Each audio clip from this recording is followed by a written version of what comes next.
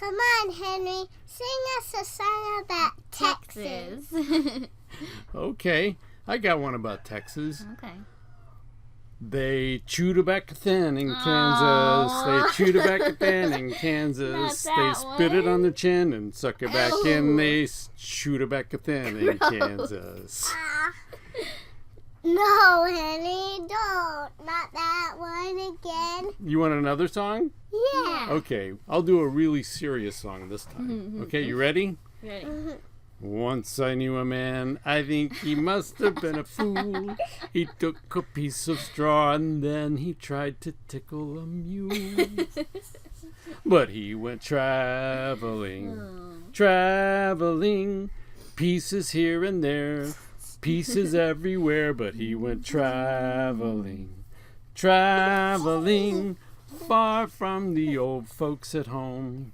Okay, you join me. Once I knew a man, I think he must have been a fool. He took a piece of straw and then he tried to tickle a mule. But he went traveling, traveling, pieces here and there, pieces everywhere. But he went traveling, traveling, far from the old folks at home.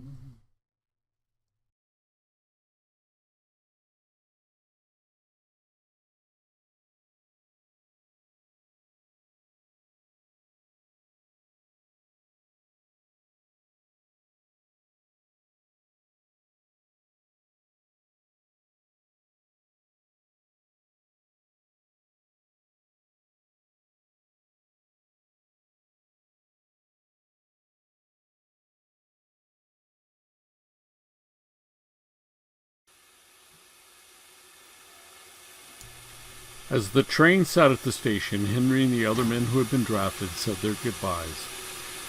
There were many men from the surrounding area, and there was a large crowd of family and friends there to see the men off. Henry shook hands and gregariously said farewell as he walked along the train platform. One young lady admirer remembered him saying that by the time he returned, all the pretty young women would be married.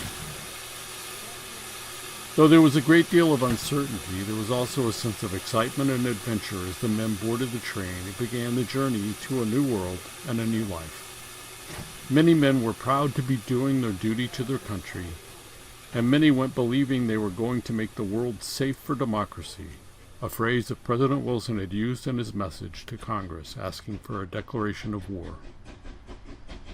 Slowly, the train pulled away from the station.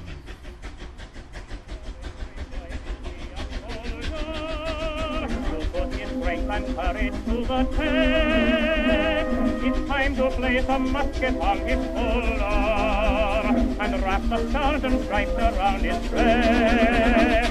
It's time to shout those noble words of Lincoln and stand up for the land that gave you birth. As the men looked back and waved goodbye, most did not dwell on the idea that it might be the last time they would see their families and friends and home.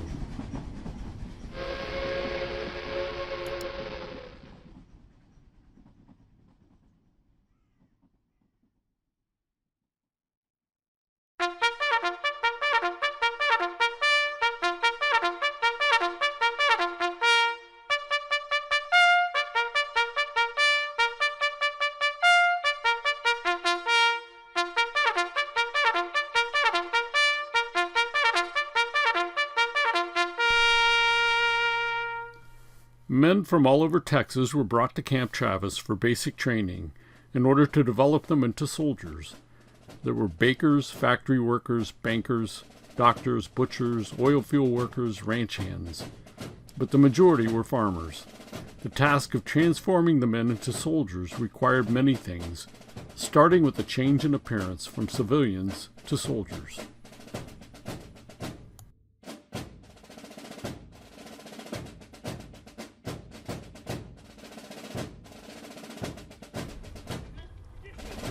Many hours of physical training and rigorous field exercises built these men to a level of physical conditioning few had ever achieved before.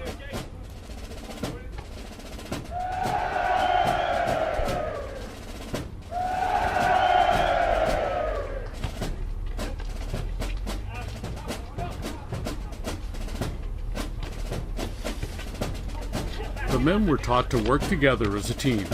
The training helped the men become familiar with modern weapons, military drill, entrenchment, and surviving gas attacks, and many other skills they would need.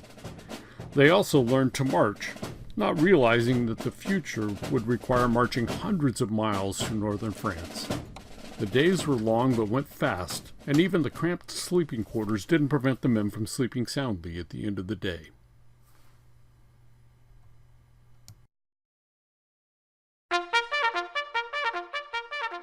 Oh, how I hate to get up in the morning. Oh, how I'd love to remain in bed. For the hardest blow of all is to hear the bugler call. You've got to get up, you've got to get up, you've got to get up this morning. Someday. The days started at 5 a.m., and except for Sundays, there was little time that was not occupied with training, all the way until lights out at 9:30 p.m. In addition to the ongoing physical and field training, there were many hours of classroom time learning mathematics, conversational French, artillery principles, map reading, Morse signals, and many other important subjects. The men were issued their gear and learned to use it.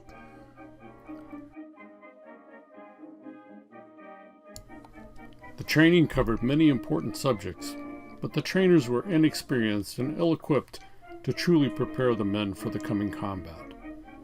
The number of soldiers in the army when the war began was about 130,000, and the enormous demand to train hundreds of thousands and eventually millions of men was beyond the Army's ability at the time. However, trainers and trainees worked very hard and did accomplish many things in the training at Camp Travis.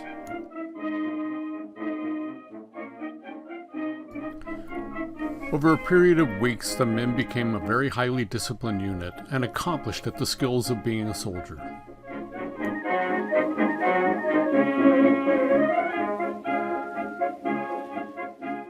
Though not particularly taken with military life, Henry did very well in training and soon became a good soldier. He was a quick learner and especially good at the academic portions of training. As a very outgoing young man who enjoyed getting to know new folks, the Army presented a great opportunity for Henry to make many new friends, and make friends he did. Some of those friends would be companions all the way through the war. There was Arthur Zybach, Skinner Qualls, Burley Phillips, Homer Perryman, and many others. The vast majority of the men were from Texas, with a large contingent from Oklahoma. But there were also men there from California, Arkansas, Mississippi, Louisiana, Illinois, Wisconsin, Kansas, Indiana, Colorado, New Mexico, Minnesota, Georgia, and Arizona. More than 75% of the men were single and had grown up in the very area where they were born. Very few had ever traveled very far from their homes, and now they were going to fight in the Great War, which was called the War to End All Wars and a War to Preserve Democracy. Though these slogans caught on with some, most were in the Army because they felt it was their duty to answer the call of their country, even if reluctantly. Though missing their families and homes and adjusting to the soldier's lifestyle, most found some of their new experiences exciting and even enjoyable, and they felt a sense of being part of something bigger than themselves.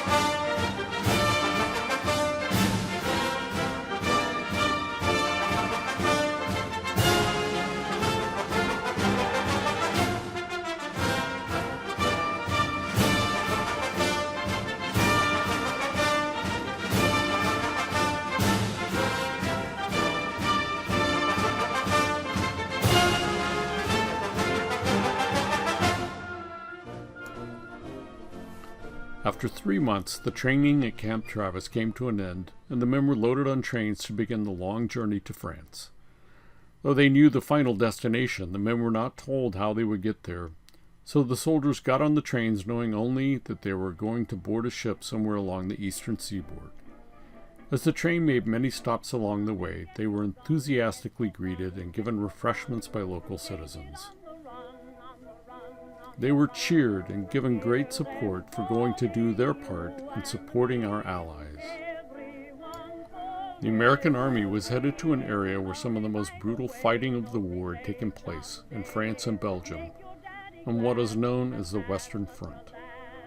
The men were aware that the French and British people and soldiers were very grateful that the U.S. had entered the war and were anxious for the Yanks to get over there. Over there, send the word over there, that the Yanks are coming, the drums coming everywhere.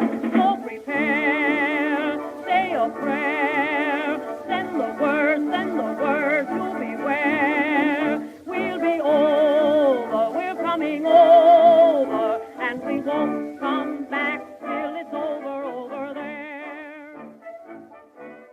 After 5 days on trains, the men found themselves in Hoboken, New Jersey. Hoboken was the departure port for most of the American soldiers during the war. Henry's unit joined together with many others from around the states, and on January 24, 1918, they boarded the SS Tuscania. Due to poor planning by the American government, there were very few ships available to take the doughboys over to Europe, so the British provided hundreds of ships to get them over there. The Tuscania had been a luxury passenger liner that launched in 1915, but was converted to a troop ship in September 1960.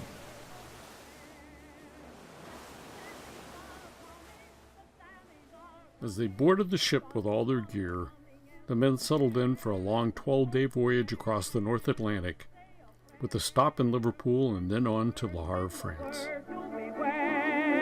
We'll be over, we're coming over, and we won't come back till it's over there, over there, over there.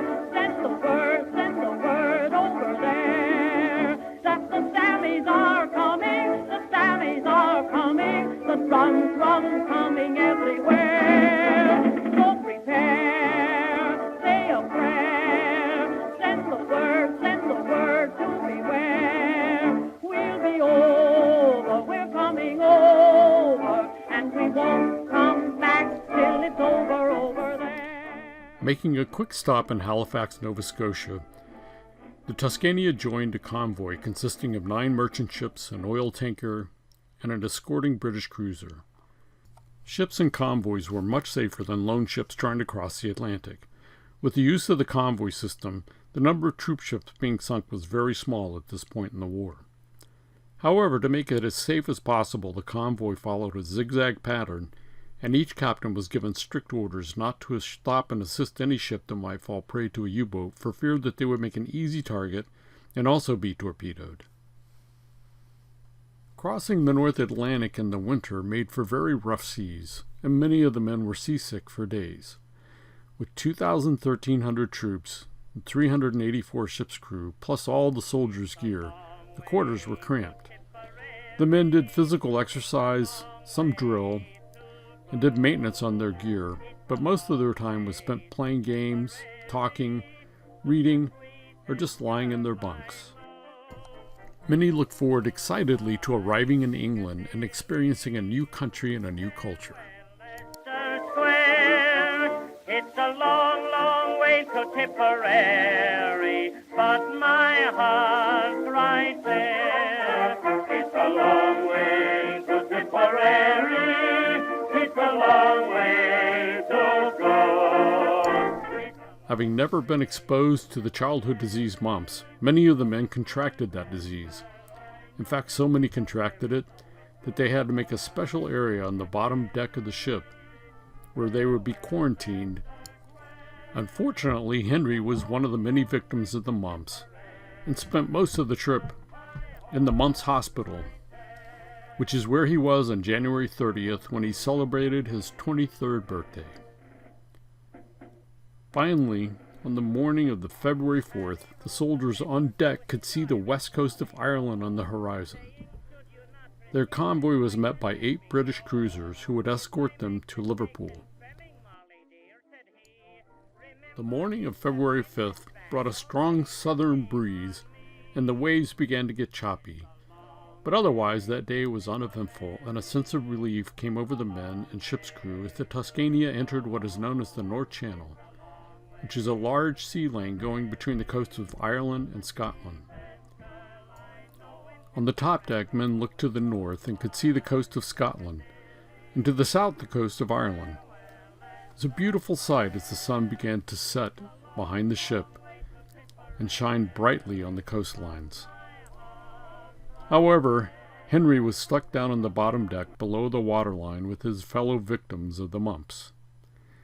As the Tuscania steamed through the North Channel, Henry was playing cards with a Baptist minister friend, when suddenly there was a large explosion. The ship shuddered and rocked, and immediately all the lights went out. Henry knew right away that the ship had been torpedoed and that he had to try to get out as fast as he could. There was great confusion as all the men began to try to make their way to the top deck.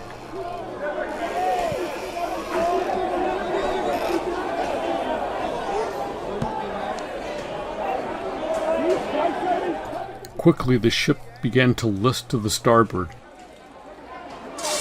Grasping and clawing his way up 4 decks, Henry somehow made it to the top.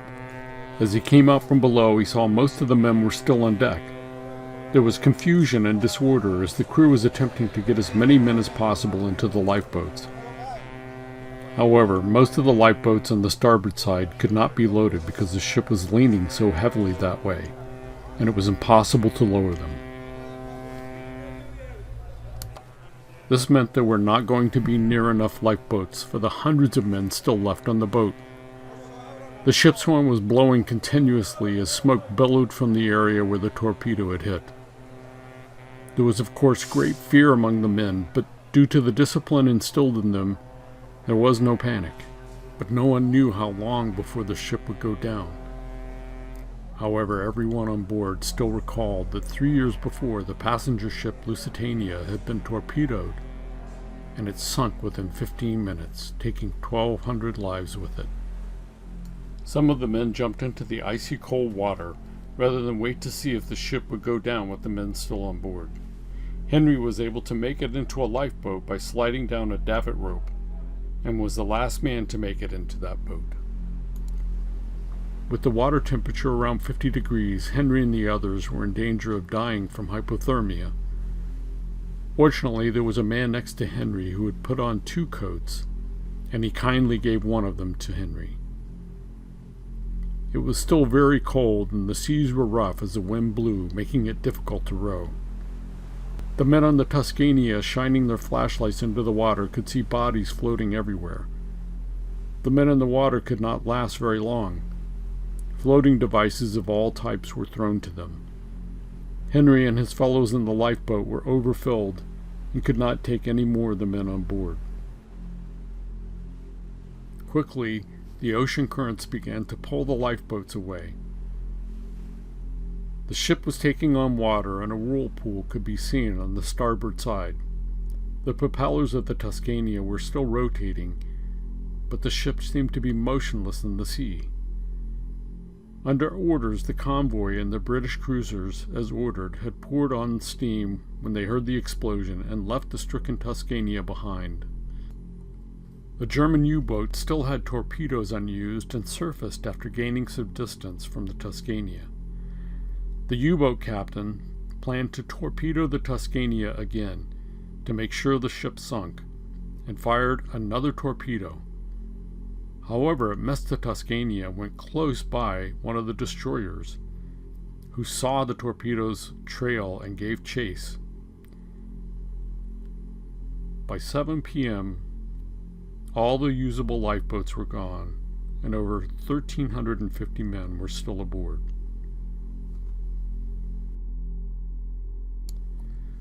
The British cruisers HMS Grasshopper, Pigeon, and Mosquito returned to the Tuscania to begin rescue operations. The waves were too deep to pull alongside the Tuscania, so it was decided that ropes would be thrown to the deck of the Tuscania, and the men would climb down the ropes to the deck of the cruisers. Within an hour, amazingly, all the remaining men and crew had made it safely aboard the cruisers.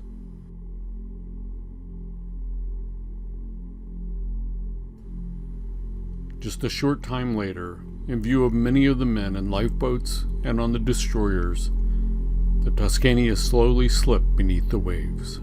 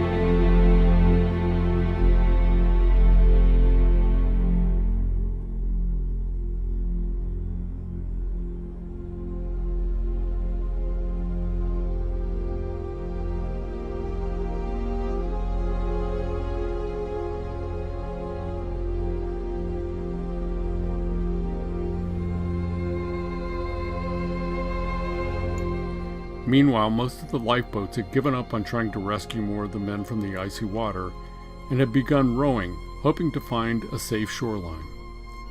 Some of them saw a bright light on their lighthouse and steered towards it. But the lighthouse was trying to warn the boats to stay away because the coastline there was treacherous with rocky cliffs. Sadly, the majority of the men who tried to escape the Tuscania by lifeboat perished as their boats were crushed against the rocky coast of Isolate Isle. The other lifeboats, including Henry's, were suffering from terrible cold as they were battered about in rough seas, but they stayed away from the deadly coastline. Though it was very difficult to see in the darkness, many fishing boats from local area ports went out looking for the men and the lifeboats. After 12 long hours, Henry and the men in his boat knew they were going to live as they were rescued by the Irish trawler, the Elf King. The Elf King was based out of Larne, Ireland, and there they were received in the early morning hours by the local citizens who gave them immediate care. Some of the men, including Henry, were in such bad shape that they were taken to a hospital to recover. They were grateful to be alive, but there was a haunting and solemn awareness of what they'd just been through.